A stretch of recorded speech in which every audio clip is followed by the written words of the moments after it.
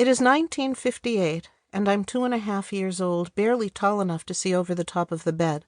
But that doesn't stop me from watching my grandfather rise up out of his body. He got up that morning, shaved, and dressed as he always did. Then he did something unusual. After his morning ablutions, he went back to bed and lay down. I followed and stood next to his bed. That's when it happens. As he floats up, I can see that he looks the same as the body he is leaving behind. I'm not frightened. There's nothing scary about it. In my next memory, a moment later, I am outside, standing on the front step of our house. The sky is blue with a few cottony clouds. I look up and see my grandfather rising higher and higher. He turns to me and waves, and I hear his voice assuring me that he will be back. As I watch him disappear into the sky, I am not sad. He said he would be back, and I have no reason to doubt him. He did come back. I'm not sure when, but before I have a chance to miss him. My grandfather continues to be a presence in my life. I sometimes see him sitting in the kitchen in his usual spot.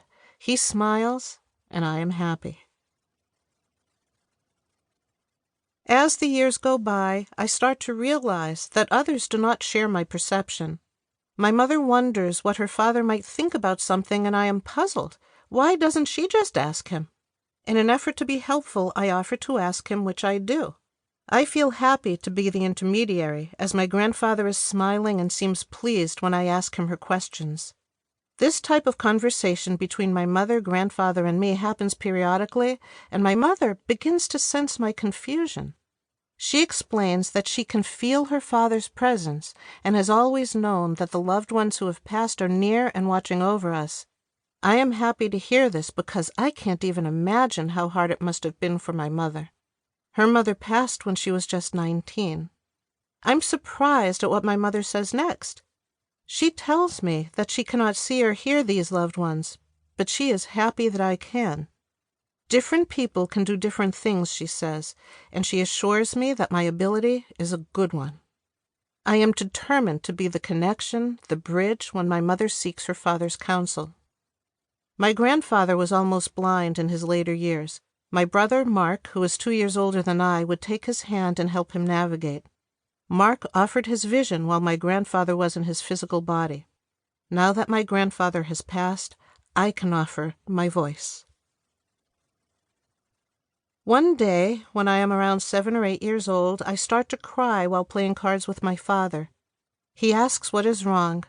I don't want to tell him because things aren't making sense to me. My dad persists. I blurt out, "I miss Grandpa." He hugs me and assures me that we all do. I don't know what to make of my feelings.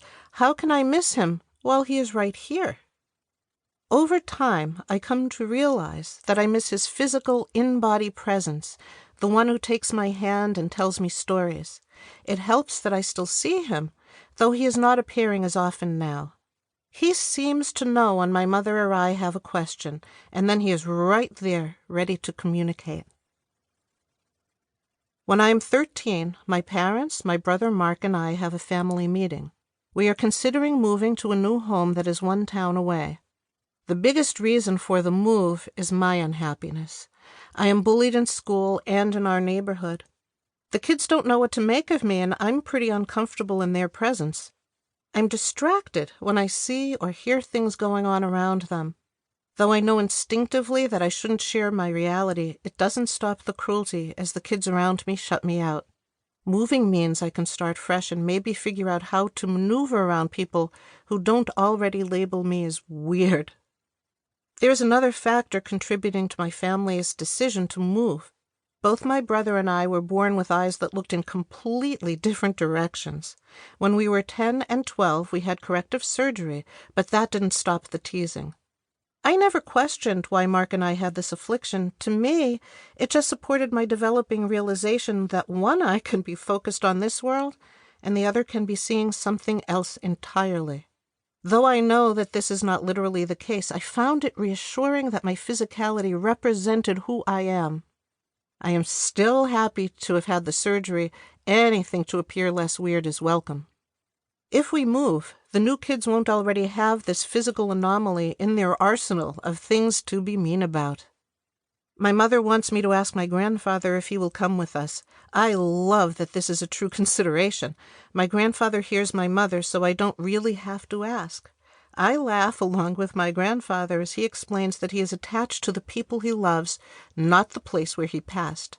My family is pleased, and we make the move.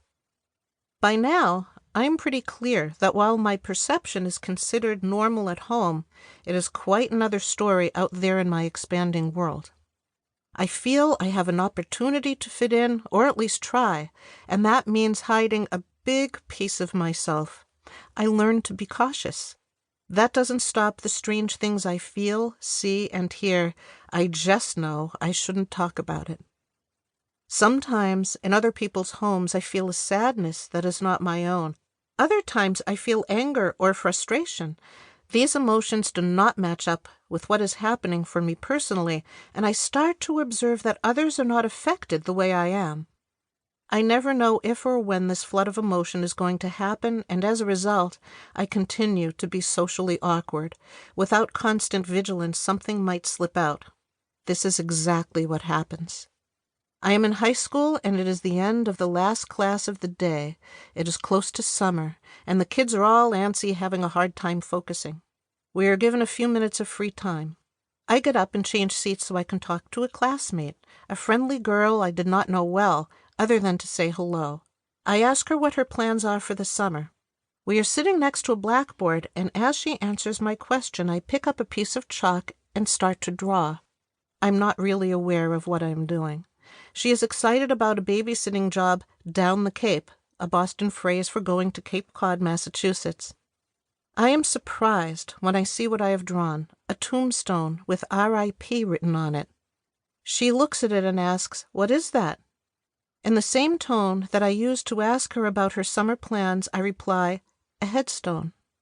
She points at the letters and asks what they mean. "Rest in peace," I calmly reply. "Who is it for?" she asks. Without emotion or shock, I look at her and say, "You." The bell rings, we say goodbye, and that's the end of it. My words didn't feel as if they came from me. I tell myself to be less weird.